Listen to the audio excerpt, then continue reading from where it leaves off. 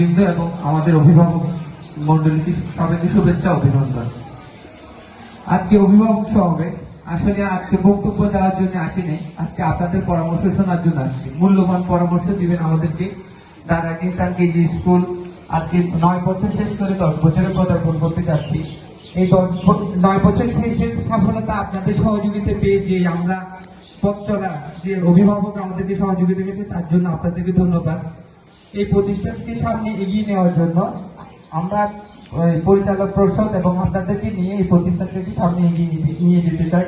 এই এলাকায় শিক্ষার আলো ছড়িয়ে দিতে চাই, যাতে আপনাদের পরামর্শ, মূল্যবান পরামর্শগুলো আজকে আপনারা আমাদেরকে দিবেন, যাতে আমরা এই পরামর্শগুলোর মাধ্যমে স্কুলটাকে আরো সুন্দরভাবে গড়ে তুলতে পারি এবং মানসম্মত শিক্ষা ব্যবস্থা দিতে পারি।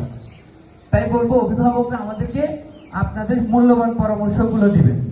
আপনারা অবশ্যই সহযোগিতা পেলে এই এলাকায় একটা মানগত শিক্ষা ব্যবস্থা গড়ে তুলতে পারবো এবং আপনাদের মূল্যবান পরামর্শটা এই স্কুলের জন্য আরো সুন্দর একটা শিক্ষা বান্ধব পরিবেশ হিসেবে সৃষ্টি হবে এবং শিক্ষার আলো ছড়িয়ে পড়বে। এই এলাকার ডেভেলপমেন্ট হবে, এলাকার শিক্ষার উন্নয়ন হবে।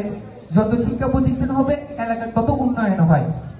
তো আমি দীর্ঘায়িত করবো না, তারপরে একটু করে অভিভাবকদের সাথে আমার কিছু পরামর্শ শেয়ার করতে চাই। যেটা হলো যে অভিভাবকরা আপনারা বাচ্চা স্কুলে ভর্তি করান, তারপরেও বলবো একটু করে প্রতিদিন বাচ্চাকে স্কুলে পাঠানোর চেষ্টা করবেন। এটা পরামর্শ আপনাদেরকে, প্রতিদিন বাচ্চাকে স্কুলে পাঠাবেন।